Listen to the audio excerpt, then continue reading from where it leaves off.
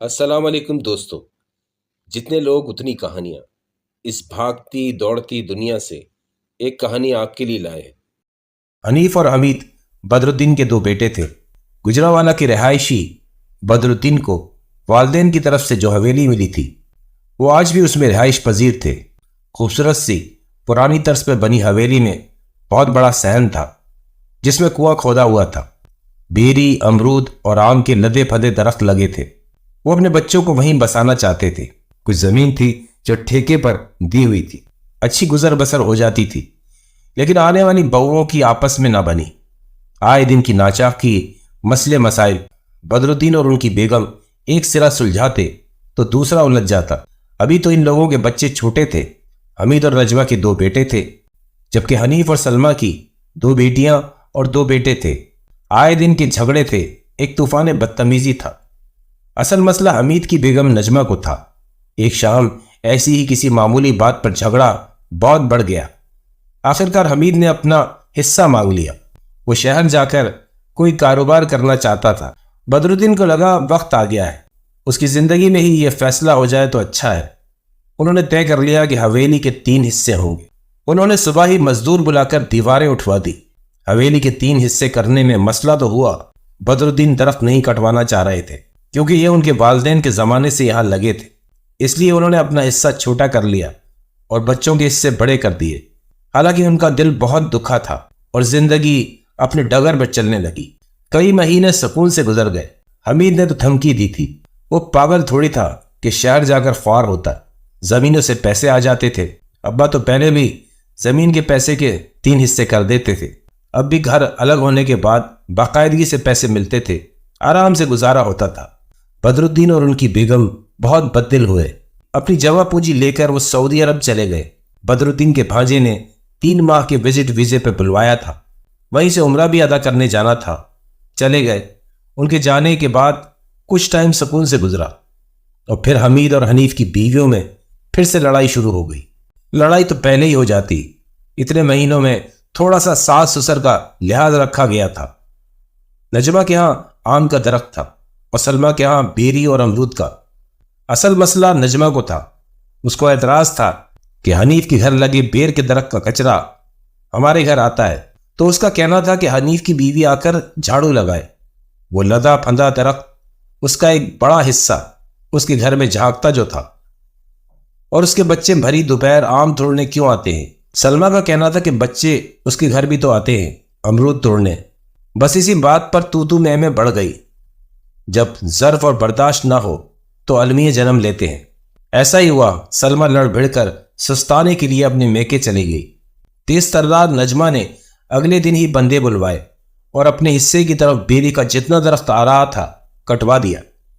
کوئی چھوٹا موٹا حصہ نہیں تھا، درخت کا بڑا حصہ تھا جو کٹ گیا۔ آم کا درخت تو پورا کٹوا دیا، نہ ہوں گے آم نہ بچے آئیں گے۔ حمید منع ہی کرتا رہ گیا، لیکن نجمہ کو نہ سننا تھا، اس نے نہ سنا۔ جس نے بھی دیکھا اس کو افسوس ہوا۔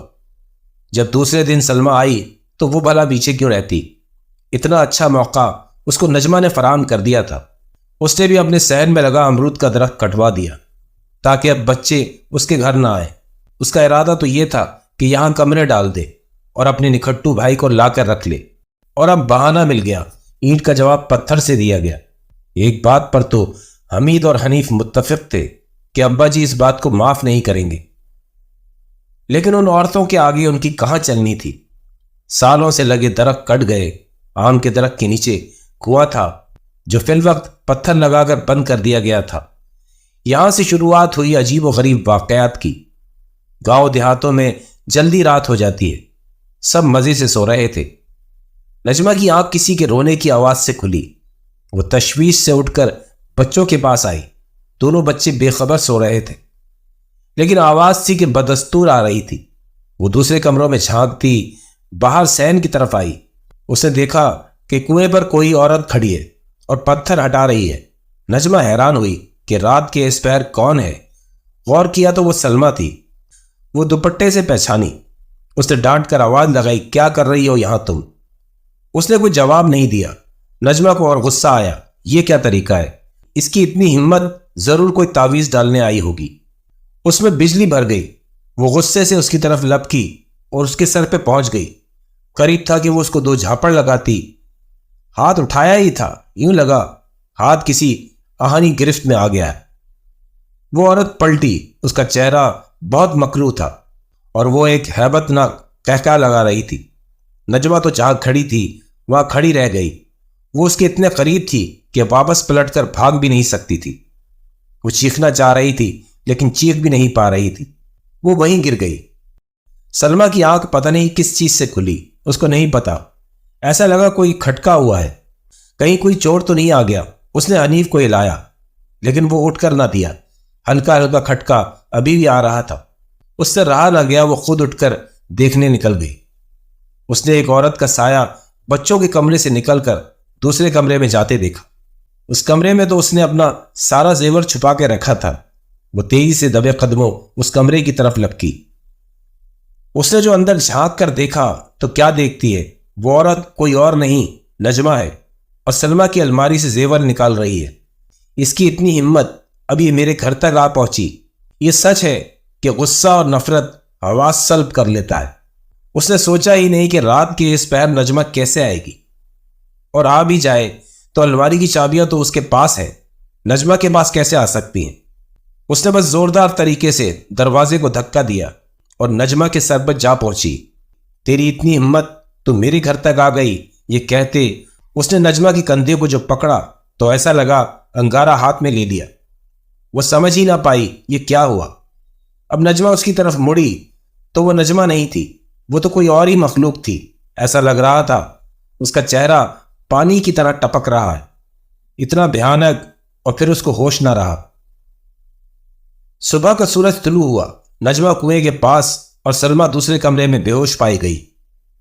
ہوش میں آنے کے بعد دونوں کی حالت قابل رحم تھی۔ دونوں کے بازو ناکارہ ہو گئے تھے۔ ان کو شک کیا پورا یقین تھا کہ جادو کرایا گیا ہے۔ ابھی تو بہت کچھ ہونا باقی تھا۔ ان درختوں پر جنات کا بسیرا تھا۔ جس بے دردی سے اس کو کاٹا گیا وہ بہت غصے میں تھے۔ اب وہ ان کو چھوڑنے والے نہیں تھے۔ 2 روز دونوں نے تکلیف سے جھیلے۔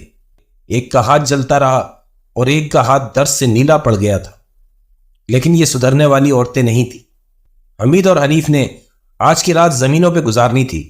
زمینوں پر جھگڑا ہو گیا تھا، ایک آدمی مارا گیا، کچھ لوگ زخمی ہو گئے۔ حمید اور حنیف اطلاع ملتے ہی فوراً چلے گئے۔ مغرب کے وقت کوئی آدمی اطلاع دے گیا کہ یہ لوگ صبح آئیں گے۔ نجمہ نے اپنے بچے کو دیکھنے گلی میں جھانکا تو دیکھا ساس سسر کا دروازہ کھلا ہے۔ اسے حیرت ہوئی کہ سلمیٰ تو ادھر نہ گھس کر سامان پار کر رہی ہو۔ برتن بڑے خوبصورت تھے اس کی ساس کے پاس۔ یہی سوچتی وہ دروازہ بھیڑ کر فوراً ادھر چلتی۔ اندر داخل ہوئی تو کیا دیکھتی ہے، سسر صحن میں بیٹھے ہیں۔ ابا جی آپ کب آئے؟ ابھی تھوڑی دیر پہلے۔ تمہاری اماں ابھی نہانے گئی ہیں۔ نجمہ نے تو پھر سسر کو وہ قصے سنائے، سارا الزام سلمیٰ کے اوپر رکھ دیا۔ سسر نے کچھ نہ کہا۔ ٹھیک ہے، تم کسی کو بھیج کر سلمیٰ کو کہلوا دو کہ میں نے بلایا ہے۔ ہاں ابا جی، میں نے آج کریلے پکائے ہیں، میں ابھی لائی۔ یہ کہتی نجمہ بھاگ کر اپنے گھر گئی۔ گھری کے بچے سے سلمیٰ کو پیغام کہلا بھیجا۔ جلدی جلدی روٹیاں بنائیں، کھانے کی ٹرے سجائی۔ سلمیٰ کی کلاس لگتے دیکھنی جو تھی۔ ادھر سلمیٰ کو جیسے ہی پیغام ملا وہ بھاگم بھاگ سسر کے گھر پہنچی۔ دیکھا تو ساس چائے بنا رہی تھی۔ ارے اماں آپ بیٹھیں، آپ لوگوں نے بتایا ہی نہیں، میں بناتی ہوں چائے۔ ساس یہ بولتی چلی گئی کہ چائے کمرے میں لے آنا۔ سلمیٰ جلدی جلدی چائے بنا کر کمرے میں لے کر پہنچی۔ وہ نجمہ سے پہلے ساری سٹوری بتانا چاہتی تھی۔ جب وہ چائے لے کر پہنچی تو کمرے کے باہر سے کنڈی لگی تھی۔ اس کے کچھ سمجھ نہ آیا یہ کنڈی کس نے لگائی ہے۔ وہ بے دھیانی میں کنڈی کھول کر اندر گئی۔ کمرے میں اندھیرا تھا۔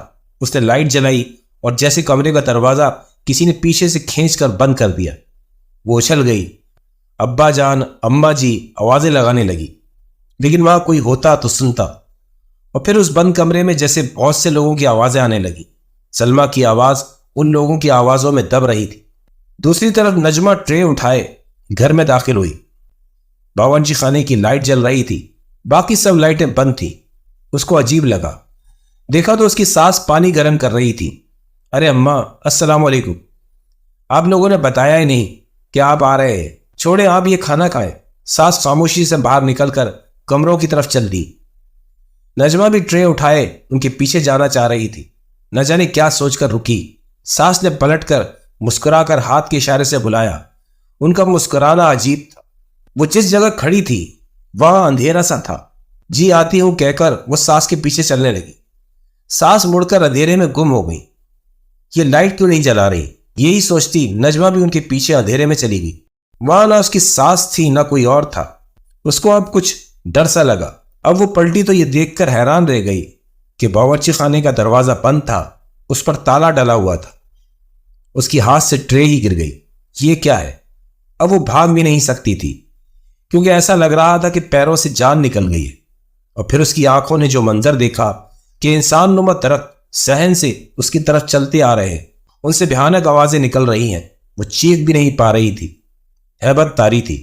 اور پھر وہ اس کے قریب آ گئے، اتنے قریب کہ اس کی سانس رکنے لگی، اور پھر ہوش نہ رہا۔ دوسرے دن سویرے جب ان کے شوہر گھر آئے تو ان کو نہ پا کر تلاشنا شروع کیا۔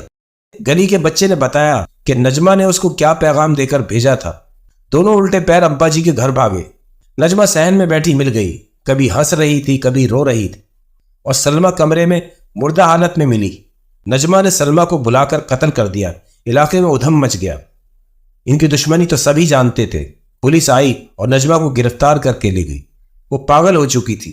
عدالت نے اسے پاگل خانے بھیج دیا۔ ایک سانحہ تھا، 2 گھر تباہ ہو گئے۔ بدرالدین اور ان کی بیگم کو کچھ نہ بتایا گیا۔ جب 1 ماہ بعد وہ لوٹے تو ان کو سب پتہ چلا۔ دونوں بیٹے بدحال تھے۔ بیماری، تکلیف، آزمائش، بہت کچھ تھا۔ بدرالدین کو دونوں بہوؤں کے اس انجام کا بہت دکھ تھا، لیکن ان درختوں کے کٹنے کا تو انہوں نے بہت صدمہ لیا۔ بیٹوں سے بات کرنا ہی چھوڑ دی۔ ایک وقت آیا کہ مسائل ختم ہی نہیں ہو رہے تھے۔ بدرالدین نے دیوار گروا کر پھر سے ان جگہوں پر پودے لگوا دیے۔